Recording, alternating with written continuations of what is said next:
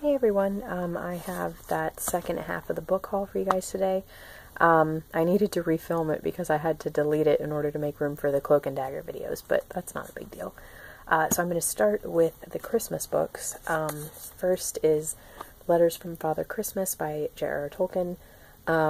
I've wanted this for a long while, and I liked this nice hardcover edition, and sadly couldn't find the...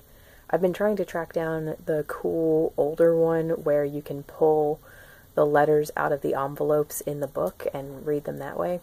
But I think that may have just been the first couple editions of this back when it was published in the 70s. I don't think it's been published like that for a while, but I could be wrong. But this hardcover was very nice, so I got this instead.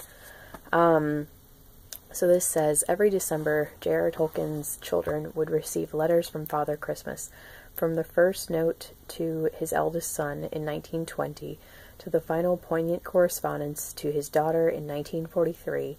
This book collects all the remarkable letters and pictures in one enchanting edition. So his daughter-in-law, Bailey Tolkien, is actually the one who edited the book and had it published in the 70s. Or I guess like the family had it published, but she was the one responsible for editing it. And she is married to his son Christopher. Or is, I think. I'm pretty sure she's still alive because I looked up her bio. But anyway, I just think this is really cool and I'm so excited to read it. And next up we have The Santa Claus Murder by Mavis Doyle Hay. I mentioned this a bit in my Cloak and Dagger Christmas, and I would have talked about it a little more, but I thought that this was in the first part of my book haul, so I thought that I had already read the summary to you guys. But anyway, I'll read the summary to you now.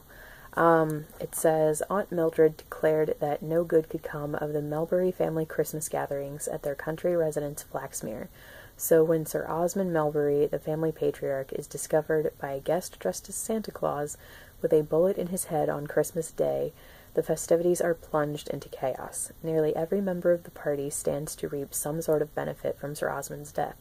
But Santa Claus, the one person who seems to have every opportunity to fire the shot, has no apparent motive.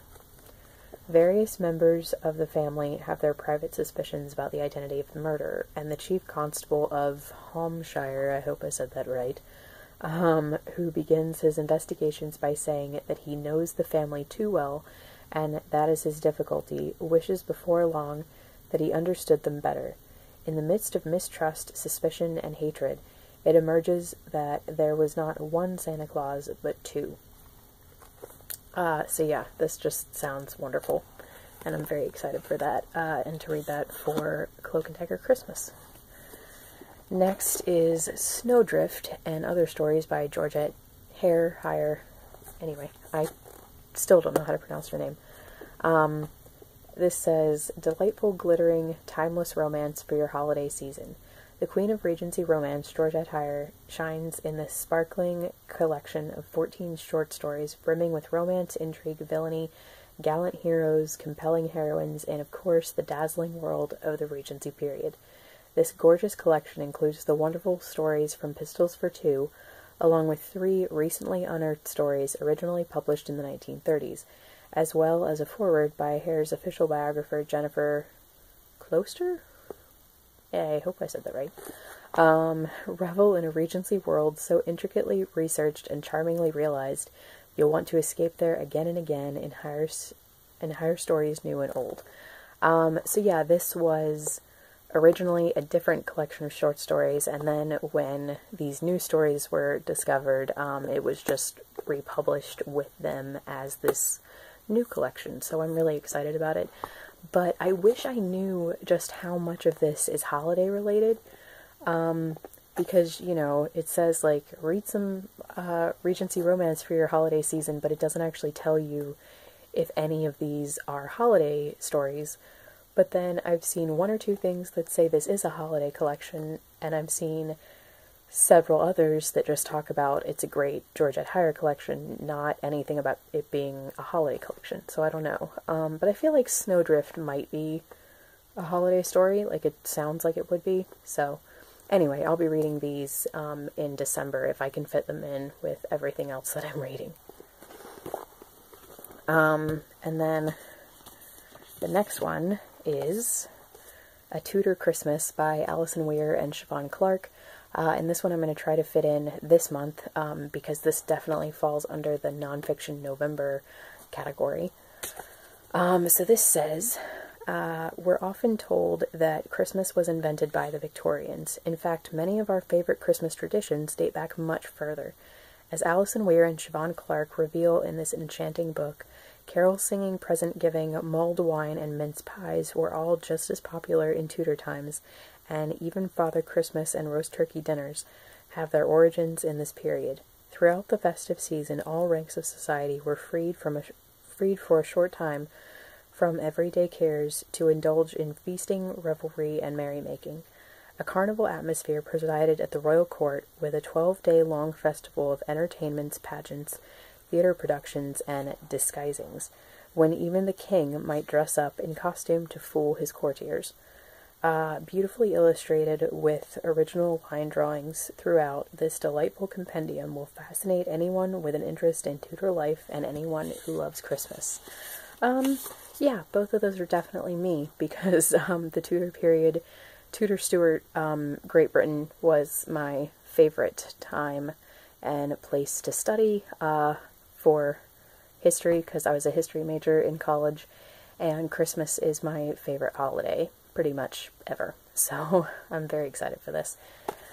And that leads me into some Alison Weir books that I got. I'm making an exception in my chronological read-through for A Tudor Christmas, because I think in the timeline, like in the way that I'm reading it, I shouldn't read this till next Christmas, but I just can't wait. So I'm going to read it this Christmas and then maybe again next Christmas.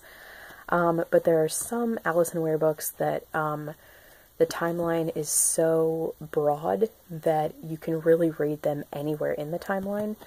One of those is Traders of the Tower, which is really just like a little essay thing. It's only 70-something pages. And this says, more than 400 years ago, 7 people, 5 of them women, were beheaded in the Tower of London. 3 had been queens of England. The others were found guilty of treason. Why were such powerful people put to death? Alison Weir's gripping book tells their stories, from the former friend betrayed by a man set on being king to the young girl killed after just 9 days on the throne. Throughout her vivid writing, Alison Weir brings history alive. So this takes place, the first beheading was in 1483, and then it goes through 1601, so, you know, that's a big enough period, that I can really read it anywhere, so I'm trying to read it this month for Nonfiction November. And then another one is Britain's Royal Families, The Complete Genealogy, and of course this takes place, this timeline is hundreds of years, so I'm actually going to read this as one of my first ones. I'm going to read this hopefully in January. Excuse me. But this says, George III is alleged to have married secretly on the 17th of April, 1759, a Quakeress called Hannah Lightfoot, daughter of a whopping, hope I said that correctly, shoemaker, who is said to have borne him 3 children. Documents relating to the alleged marriage bearing the prince's signature were impounded and examined in 1866 by the Attorney General. Learned opinion of the time leaned to the view that these documents were genuine. They were then placed in the Royal Archives at Windsor. In 1910, permission was refused a would-be author who asked to see them. If George III did make such a marriage when he was the Prince of Wales, before the passing of the Royal Marriages Act in 1772, then his subsequent marriage to Queen Charlotte was bigamous, and every monarch of Britain since has been a usurper. The rightful heirs of George III being his children by Hannah Lightfoot, if they ever existed. Britain's Royal Families is a unique reference book. It provides, for the first time in one volume, complete genealogical details of all the members of the royal houses of England, Scotland, and Great Britain, from AD 800 to the present. Here is the vital biographical information relating not only to each monarch, but also to every member of their immediate family, from parents to grandchildren. Drawing on countless authorities, both ancient and modern, Alison Weir explores the royal family tree in unprecedented depth and provides a comprehensive guide to the heritage of today's royal family. This just sounds amazing, so I'm excited for that one. And then this is Captive Queen, which is her novel of Eleanor of Aquitaine. This says, nearing her 30th birthday, Eleanor of Aquitaine has spent the past dozen frustrating years as wife to the pious King Louis VII of France. But when Henry of Anjou, the young and dynamic future King of England, arrives at the French court, he and the seductive Eleanor experience a mutual passion powerful enough to ignite the world. Indeed, after the annulment of Eleanor's marriage to Louis and her remarriage to Henry, the union of this royal couple creates a vast empire that stretches from the Scottish borders to the Pyrenees, and marks the beginning of the celebrated Plantagenet dynasty. But Henry and Eleanor's marriage, charged with physical heat, begins a fiery downward spiral, marred by power struggles and bitter betrayals. Amid the rivalries and infidelities, the couple's rebellious sons grow impatient for power, and the scene is set for a vicious and tragic conflict that will threaten to engulf them all. So, yeah, I'm really interested in this one, and I have her biography of Eleanor, and these are two that I'm going to be reading pretty quickly in this read-through. I think they'll be the fourth and fifth books or something, and so I'm interested to see which I like better, and I'm pretty sure it's going to be this one. But yeah, I'm interested to know the differences. And then last but not least for Alison Weir, we have Queen Isabella, and this is her biography of her. This says, in this vibrant biography, acclaimed author Alison Weir re-examines the life of Isabella of England, one of history's most notorious and charismatic queens. Isabella arrived in London in 1308, the spirited 12-year-old daughter of King Philip IV of France. Her marriage to the heir of England's throne was designed to heal old political wounds between the two countries, and in the years that followed she became an important figure, a determined and clever woman whose influence would come to last centuries. Many myths and legends have been woven around Isabella's story, but in this first full biography in more than 150 years, Alison Weir gives a groundbreaking new perspective. So there's that. And then I just have two more to talk about that are not Alison Weir. First is Five Little Pigs by Agatha Christie. This is I think it's a Poirot, and I got this the other day when I went to get Snowdrift. I was basically looking for any of the books on my Poirot list for next year that I don't own yet, and sadly this was the only one they had, so there are like 5 more that I think I need to get. But basically if I read one Poirot a month, or no, not even one Poirot a month, but if I want to get to After the Funeral next year, then this is one of the ones I have to read on the way. So I will read you guys the back of this. This says, beautiful Caroline Crail was convinced of poisoning her husband. Convicted of poisoning her husband. But just like the nursery rhyme, there were 5 other little pigs who could have done it. Philip Blake, the stockbroker, who went to market. Meredith Blake, the amateur herbalist, who stayed at home. Elsa Greer, the 3-time divorcee, who had her roast beef. Cecilia Williams, the devoted governess, who had none. And Angela Warren, the disfigured sister, who cried all the way home. 16 years later, Caroline's daughter is determined to prove her mother's innocence, and Poirot just can't get the nursery rhyme out of his mind. So yeah, for this, I've seen the Poirot adaptation, and I really love it, so I'm very excited to read this.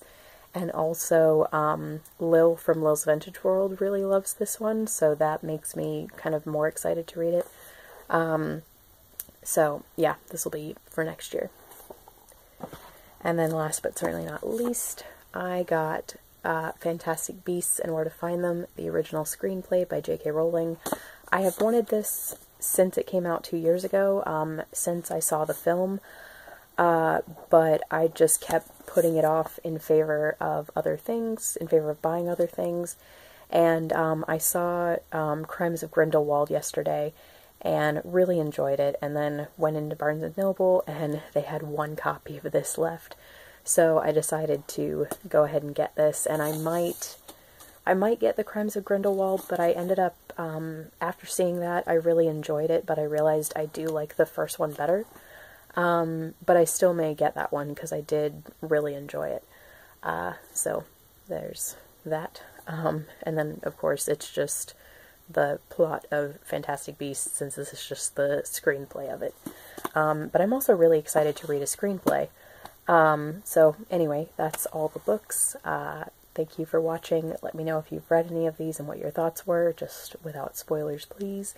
And I will see you guys for the next video. Bye.